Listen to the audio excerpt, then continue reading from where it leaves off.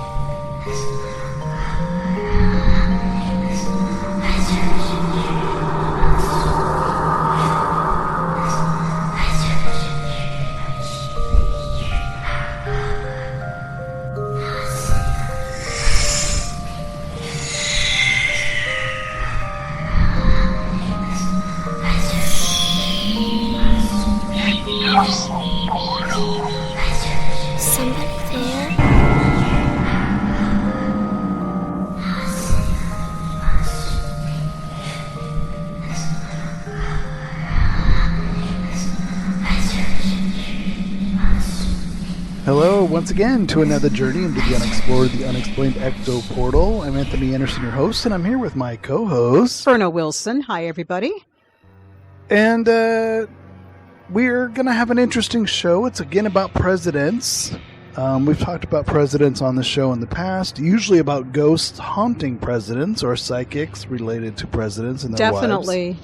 This particular episode, it's not really ghosts. It's not about a haunting. It's not about a possession. It's not about magic. It's not about time travel. Maybe time travel. You might come up with a theory. Maybe a little bit. It's actually about the very unusual similarity between Abraham Lincoln and John F. Kennedy, two presidents of our past, but they have really uncanny and kind of unusual similarities about dates. Two well-loved presidents. Two well-loved presidents. But unusual things happen between the two of them, and we'll go over all those details to see why people actually are looking at these two presidents going, why are there so much, similarities, kind of an in-sync thing going on between these two presidents, because so many years are between them that it's kind of unusual.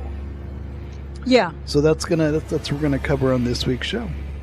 Yeah, it's going to be very interesting, and it's going to be an interesting historical piece because you're going to be able to see coincidences and... Yeah. Yeah. Yep. All right, let's do the paranormal news first. What do you say? Yeah, let's go to that. Let's do it.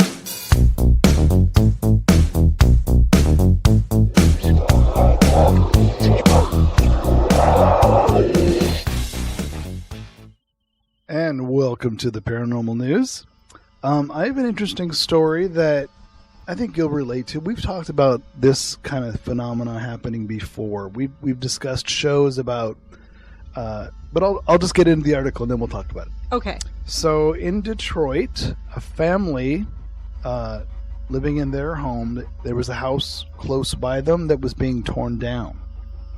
And after it was torn down, they looked on the property and they noticed by a tree a whole collection of gravestones surrounding the tree.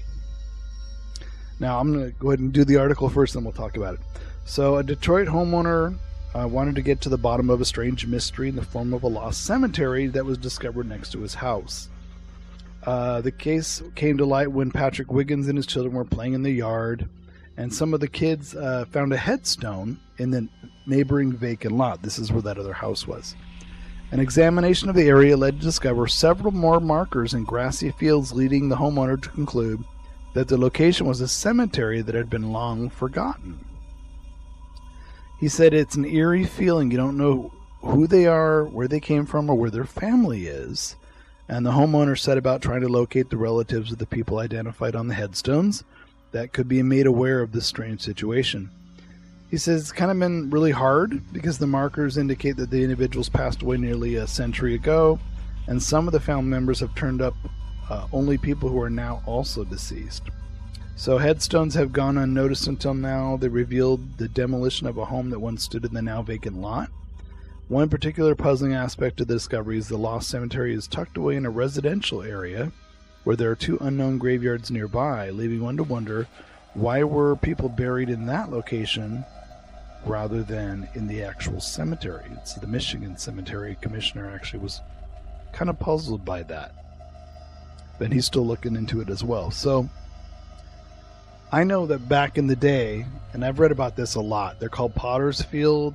Sometimes, especially in rural suburban areas where the woods and farmlands, back in the day it was not uncommon for families to pick a plot on their land to bury their relatives. It was a private family cemetery. People used to have private cemeteries in certain places. I suspect that's what this was, because they're very close together and they're right next to the same tree. That would make sense. And I just think whoever lived there, that may not even be connected to that house. It could be another house that was there. It was legal to do it then, too. Yeah. Anybody could do it back then. In fact, but also it could be a community potter's field where they couldn't afford to be buried in that bigger cemetery close by. So they had to choose something a little off the way. So it was the unofficial, you had to know and be in the know to bury a relative in this cemetery because you couldn't afford the big one.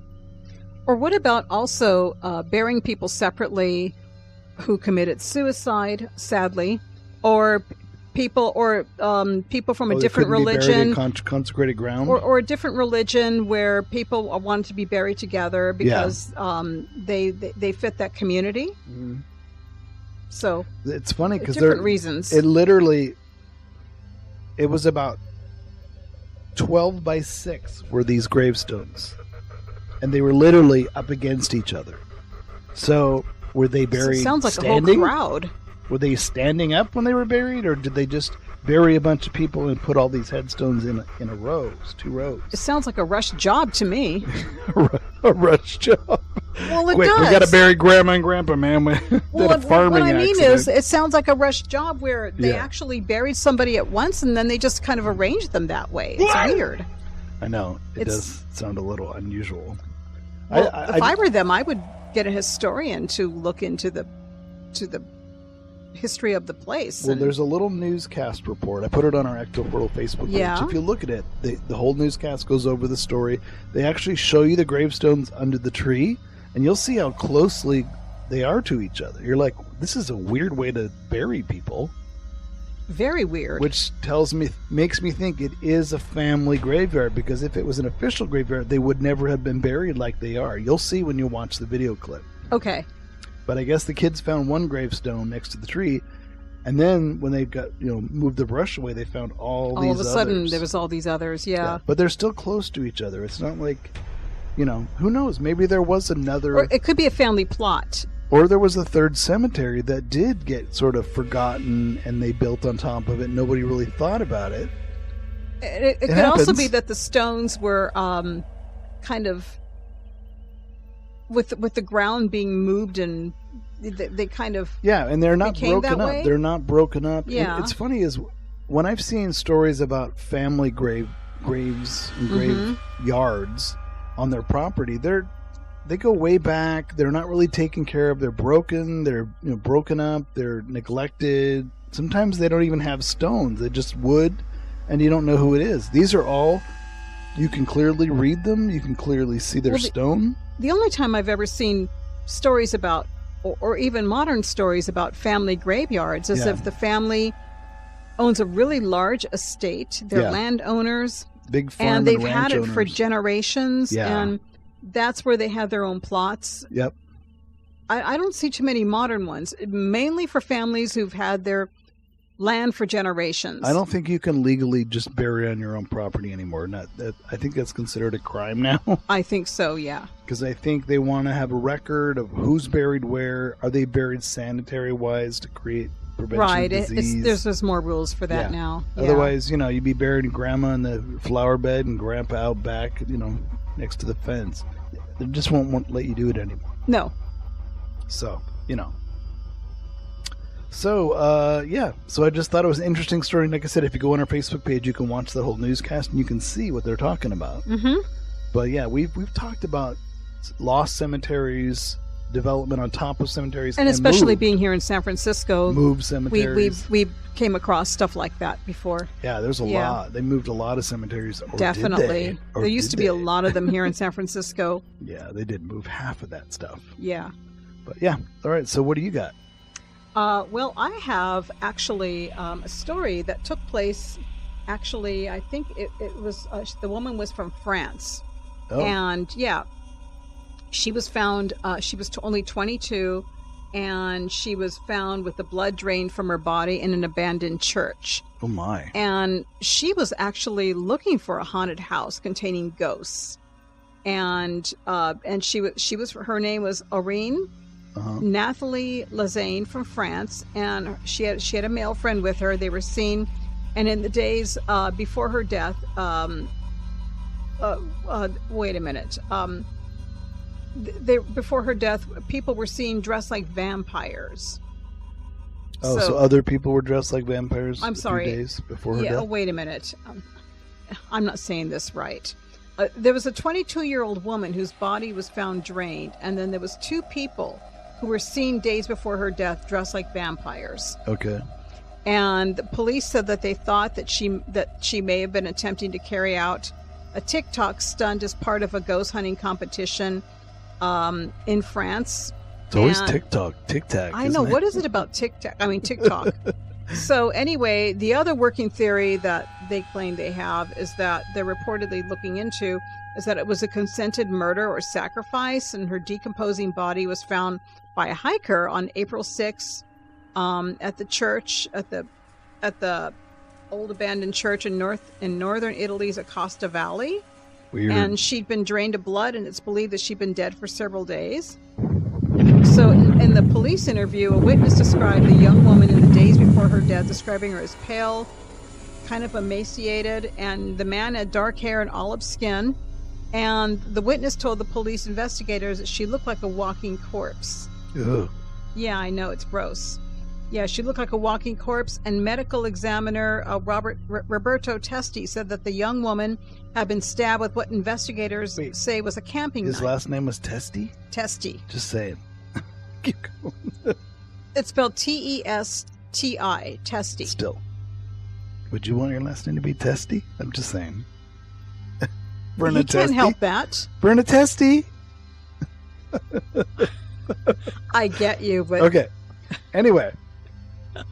Stop. Anyway, he said the young woman was stabbed with what they said was a camping knife, and she bled to death. That's she not had very multiple, ritualistic. That's horrible. It was a camping knife. Yeah, Don't you have she a had dagger? multiple stab wounds in the neck and God. in her abdomen, as well as gunshots to her neck and body. That sounds terrible. There was no signs of a struggle, and they said that the shots could have been inflicted after she died, which is horrible. And they said that some of the blood at the scene reportedly had been scraped off the floor and removed. And the young man who'd been seen with her was tracked down to Lyon in France on Wednesday night. The 21-year-old Italian man, his name is Tema Sohaib. He was arrested on suspicion of murder, and he's now awaiting trial in the French I'm glad his city name's of not Grenoble. Ballsy. Oh, well, I hope not either. Testy and Ballsy were good friends. This is not funny. Well, what's crazy though is if it was a TikTok stunt, maybe it was done with a ghost hunters and a vampire or ritualistic vampires. Yeah. And it was going to be a thing where they agreed to do it so that they take the blood of her and she sees and records something if she becomes a ghost. I don't know. I'm just guessing. Well, they said that a packet of marshmallows and groceries were found near her body. And What? the crime scene, and the crime scene was soaked in blood, and she'd been wearing leggings, a jumper, a dark coat, and That's not what you wear to a ritual. Yeah, she's from St. Priest, a town near Lyon, while Sohaib is said to be from the Marche region of Italy. Yeah. But he'd been living in Grenoble, southeastern France. And they said that her death could be related to a hunting competition on TikTok, which is currently popular among young people in France. What is this about? TikTok. Why are all these weird competitions? TikTok, now that you've asked, TikTok is made up of a lot of what they call challenges. Yeah. Sometimes they're dance challenges. Sometimes they're food challenges. Well, this one turned pretty ugly. People do stupid challenges, and I would put this up to a stupid, dangerous, deadly challenge. Yeah. But if you're wearing leggings and you're carrying marshmallows, you're not there to be a ritual sacrifice. No, not at all. At least not in the traditional And groceries. sense. Yeah, Come on. who takes their groceries to a ritual You're sacrifice? probably there to stay a while and have some snacks. Were they going to have s'mores afterwards? What was? Who knows? That's just. Hey, Testy, hand me that bag of marshmallows. But I want to have a the way she was s'more. killed is horrible. Yeah, I don't. Or they led her to believe it was something else, and they killed her for their TikTok video. Which is gross in itself. Yeah, so there's more. I wouldn't be surprised if we hear more crime-related stuff, investigation into this. But yeah, that's nasty stuff. And drained of blood. Ew. Don't try that at home, kids. If you see no. if you see this on TikTok or TikTok, don't try this at home. Anything that's a challenge on a social media platform, always be super cautious. Yeah, well, if you have a brain in your head, you should. Otherwise, you're eating Tide Pods, right? Oh God, don't even go there. My stomach.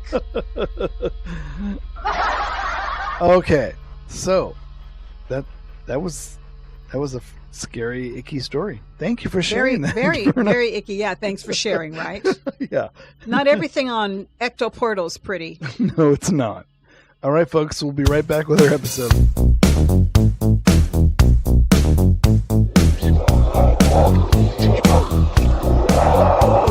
Okay, so like I said before, we've done a lot of shows about presidents that were haunted by ghosts, people they've seen that were ghosts that were presidents, first ladies that have consulted with psychics about their president husbands. And now we have an interesting story that's more of a... Did you ever see the movie Magnolia with Tom Cruise in the 90s? No. In the very first, I want to say 10 minutes, it's about a bunch of stories of history that all intertwined and happened at the same time, and the connections between them are unusual and you can't really explain it all. That's kind of what this episode's going to be like. So if anyone remembers that prologue to the movie Magnolia, they do this little story about different people and how their lives were intertwined at the same time in weird connective ways, and they don't know why. And if you've seen the movie Magnolia, you'll understand why that prologue is there, because that's what the movie's about. All these people's lives and how they intertwined unusually. So that's kind of what I was thinking about when I thought about this story, Abraham Lincoln and John F. Kennedy. There's a lot of interesting connections between the two presidents that happened. And it's just the way it unfolded. Is it a coincidence? Is it our bigger universe at work? We don't know, but I'm going to share some of those with you, and you can judge for yourself. So in August of 1964, it's a little bit less than a year after Kennedy was assassinated, Time Magazine called the list a compendium of curious coincidences. So Time Magazine actually did an article based on this. Based on this whole thing? Yeah, this whole subject. They reported that the list appeared a week earlier in the GOP Congressional Committee newsletter to more than 15,000 readers. Now, both of these presidents were elected to Congress in 46. Lincoln in 1846, Kennedy in 1946. Interesting. Both men were elected to the presidency in 60, Lincoln in 1860, Kennedy in 1960. Freaky. Both men were concerned with civil rights. Lincoln issued the Emancipation Proclamation. Kennedy proposed what became the Civil Rights Act. Mm-hmm. Both of men were married in their 30s to women in their 20s. Both men lost a son while living in the White House. Both presidents had 4 children, and both lost 2 before they reached their teens. Parallel lives. Exactly. The doctors for Lincoln and Kennedy had the same name, Charles Taft. Lincoln's private secretary was called John Nicolay. The Kennedy's private secretary was called Evelyn Lincoln. Both men were shot on a Friday. Both men were shot in the head. Ew. Both men were shot in the presence of their wives. Which is awful. Yep. Lincoln was sitting in box 7 of Ford's Theater when he was killed, and Kennedy was riding in car number 7 in the cavalcade in a Lincoln car made by the Ford Motor Company. Both men were assassinated by Southerners John Wilkes Booth and Lee Harvey Oswald. The law enforcement officer who detained John Wilkes Booth was called Lafayette Baker, as was the man who detained Lee Harvey Oswald was Marion L. Baker. That's pretty freaky. Yep. Both their presidential successors were named Johnson, Andrew Johnson, and Lyndon B. Johnson. Both men were succeeded by Southerners. Both successors were born in 08. Andrew Johnson in 1808 and Lyndon Johnson in 1908. Both assassins are known by three names: John Wilkes Booth and Lee Harvey Oswald. Both assassins' names have 15 letters. Booth ran from the theater and was caught in a warehouse. Oswald ran from a warehouse and was caught in a theater. This is getting really freaky. That's what I'm saying. It's really bizarre. Both assassins were themselves assassinated before their trials. John Wilkes Booth and Lee Harvey Oswald were both originally thought to be lone gunmen, but it was later discovered that they were part of a conspiracy.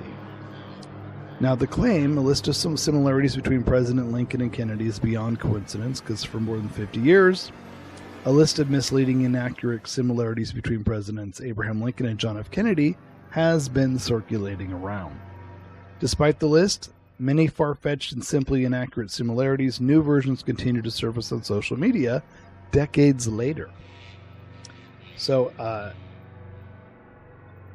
known as the Lincoln and Kennedy coincidences to some and Lincoln-Kennedy connection to others, physical and digital versions have circulated ever since, including one posted on Facebook. The long-lived conspiracy has earned itself a Wikipedia page. In 1966, musician Buddy Starcher released a popular song about the list called History Repeats Itself. Ford's Theater used the list to create an educational quiz that challenges students to rate each claim whether they're true or false. Some have controversially used the list as evidence to support arguments of reincarnation. Now, despite DNA testing, the 100-year separation, and overwhelming popular belief, Lincoln and Kennedy were actually the same man, a Harvard's Demon magazine wrote, mocking the list. In June 1999, Snopes took a swing at the conspiracy, broke down the list line by line, correcting several errors to find the similarities were superficial or misleading. Our tendency to seek out patterns wherever we can stem from our desire to make sense of the world, to maintain a feeling that our universe is orderly. What the list does get right is Abraham Lincoln was elected to Congress in 1846. John F. Kennedy was elected to Congress in 1946. Abraham Lincoln was elected president in 1860. John F. Kennedy was elected in 1960. Lincoln was elected to Congress in 1846, and the presidency in 1860. Kennedy was elected to Congress in 1946, and the presidency in 1960. But it is a coincidence that their election years were 100 years apart. But both were in civil rights, cultural challenges. In 1854, Congress passed the Kansas-Nebraska Act, bringing tensions and a breaking point in response to abolitionists. Now, while Lincoln died in 1862 at age... Willie Lincoln, Lincoln's son, died in 1862 at age 11, presumably from typhoid fever. Patrick Bouvier Kennedy died in 1963, 2 days after he was born prematurely. So that one doesn't match up. The list does acknowledge the differences in Willie and Patrick's ages and causes of death, nor mention that Lincoln had lost another son before becoming president. So both presidents were shot on a Friday. The chances that these assassinations occurred on the same day of week are 1 in 7. There's odds for you. That is crazy. The list does not stress that the assassinations occurred 98 years apart, in different months or on different dates. That's crazy. Both were shot in the head. They shared means of assassination, gunshot to the head. It's unsurprising because the head is one of the most vulnerable parts of the body. If you were going to kill someone, that would be what you'd do. Both were seated when they were shot, which made their heads an especially vulnerable target. Yeah. And it also left out that they were shot at very different distances. Lincoln from point-blank range and Kennedy from hundreds of yards away. Both were succeeded by Southerners named Lyndon Johnson and Kennedy were succeeded by their vice presidents. It's unsurprising their VPs were Southern. Lincoln and Kennedy were both Northerners. Presidential candidates often chose running mates from different parts of the country. So as we see, some of the list gets some of the things right, and some of the stuff they don't get right. Right. But there are enough. But there's a lot right. Yeah, there's a lot of interesting stuff in here. The list gets stuff wrong and leaves out. Several of them are, while Kennedy and Lincoln were elected 100 years apart, they were not born, married, or killed 100 years apart. Mm-hmm. The list leaves out the dissimilarities. Lincoln's secretary was named Kennedy. Kennedy's secretary was named Lincoln. Kennedy's secretary was named Evelyn Lincoln. However, USA Today nor Snopes has found any record of a secretary named Kennedy in the Lincoln White House. Oh, that's interesting. So, George Nicolay and John H. Hay. Booth was not a Southerner, but a Southern sympathizer born in Maryland, a Union state. Oswald was born in New Orleans and spent his early years between Texas and New York. So, they're not exactly Southern either. Mm-hmm.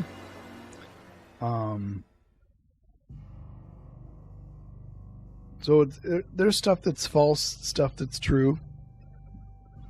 But there's enough there. There's enough, It's yeah. an interesting similarities between the two men. Not that they're very different presidents too, I think. Mm-hmm.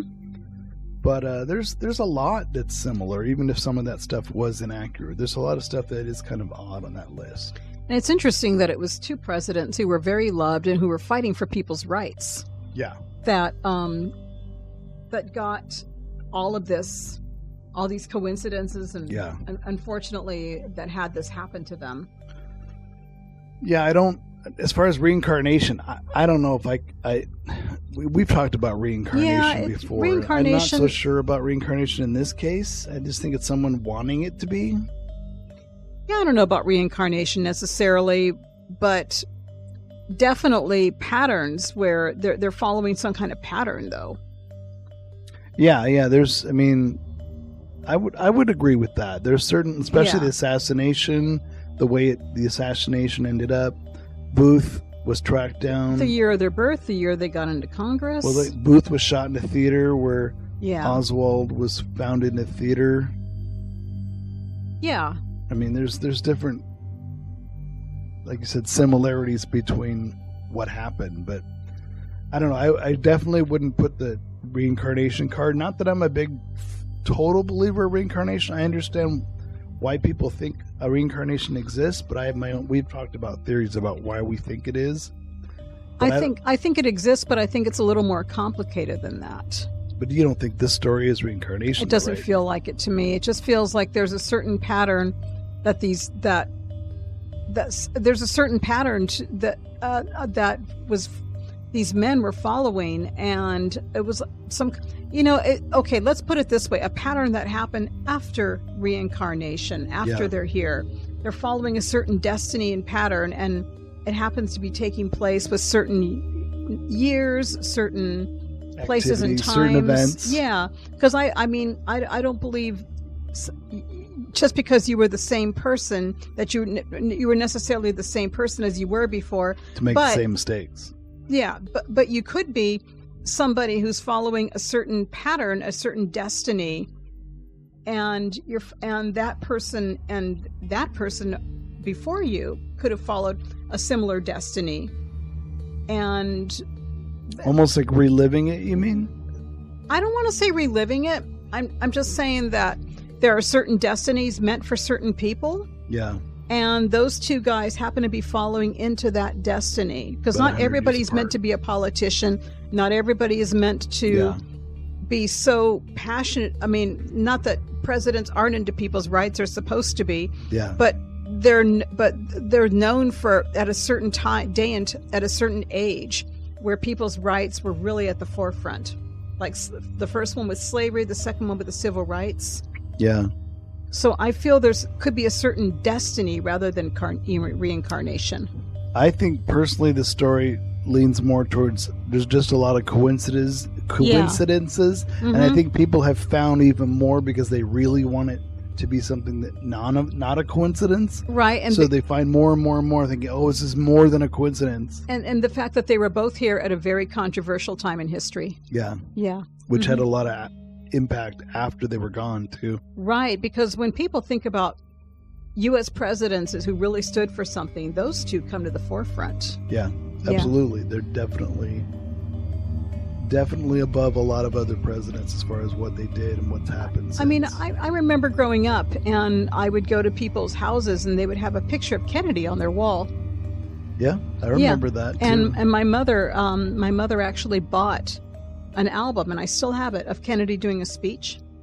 Really? My mother, I you know still what? have it. My mom had the same record. I'm thinking about it now. It came out in the 60s, Yep. So it's funny, I forgot about it. She also had the Martin Luther King record too. We didn't have that one, but definitely, but they were putting out albums of the president's speech, and then I would go into people's homes, not Lincoln necessarily, but Kennedy would be on their wall. I don't see that anymore. I know. I look on your wall, all I see is Trump's picture. I don't see Kennedy's. Well, what can I say? No, you love him. She love him. Okay, folks. And every morning she gets up, she gazes at the picture, and she goes, right? You give him a good kiss. Let's go back to Kennedy and Lincoln. Okay. But, I like Lincoln's history. I like Lincoln as a person. Very different time, but... Yeah. A lot of people... Lincoln... It's interesting with Lincoln. He was really loved and he was really hated at the same time. I heard he was very racist. I didn't know that. You did? He was a very racist president. I was reading up on other stuff. He was a racist president, but he knew right from wrong, and he knew what he had to do, but he wasn't. I think people can have a very deep moral sense of what they're supposed to do, and not let their opinions of what. Oh, you mean do their job? Yeah, and not let their private opinions get in the way. Yeah, we haven't had that for 100 years. I think that's what our problem is we can't get somebody to be a president without putting aside their own personal needs, wants, opinions, and views. You definitely have to put aside your own personal and it's and I think that's why certain presidents stand out. They put aside their personal needs and wants for the sake of the country. Yeah. And those two happen to be falling into kind of a destined pattern. Yeah, it is. And that's why... I got to admit, it is a weird similarity with the things they had to go through, the way they died, the aftermath after they died, and then their impact after they were gone, their legacy. It is interesting between the two of them. Mm-hmm. I will say that. Yeah. Regardless of what's totally right and what's totally wrong, there is enough similarities that it is unusual. And I wonder if people go back and they can actually, if somebody decided to go back and see other similarities, I wonder if they would find a president who had to, who had to work do their job during the Great Depression or during World War II. If they can find other presidents during a very controversial time in history that has similarities, but you never know. And if they can, it makes this even more unusual. It would be. Interesting. I don't think I've heard anybody else go back with any other presidents besides those two. But no, I just thought this was an interesting list of similarities between the two, though. I've never heard about any other presidents like this have this much. What makes you go, that's interesting. That I've never heard that either, and it's interesting that when, like, as I mentioned, when it comes to presidents and famous ones, those two definitely come to the forefront with most people. Yep. Mm-hmm. All right, folks, you can't say you don't hear episodes from Ecto Portal that make you go, This is definitely one of those episodes. I either that or they make you roll your eyes, but I don't think this one's going to make you roll your eyes. I think this one will just make you think. Yep. Mm-hmm. Sounds good. All right, folks. Remember, go to ectoportal.com. Check out our latest podcasts, and if you go to YouTube, you can download all of our old archives. And ectoportal.podbean.com, of course, is where we post all everywhere. New ones. We are pretty much everywhere. You can go to Spotify. You can go to Amazon. Ask Alexa to play our podcast. Say, Alexa, play the podcast Ecto Portal, and There's she our will. Facebook page, too. Yep, Facebook page. Absolutely.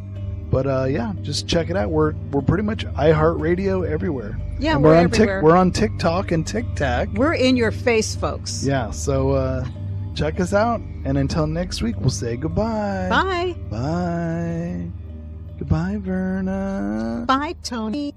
Goodbye, Verna. Bye, Tony. Goodbye.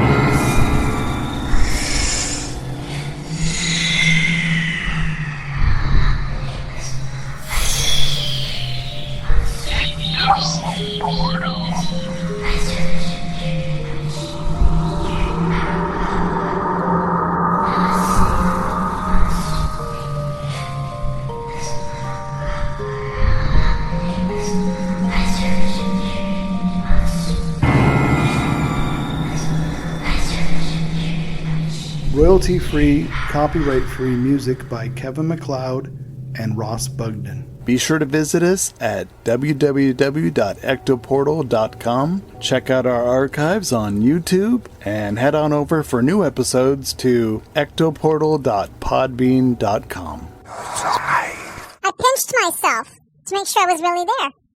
I think you're really there. I think we all know you're there, right? I hope so.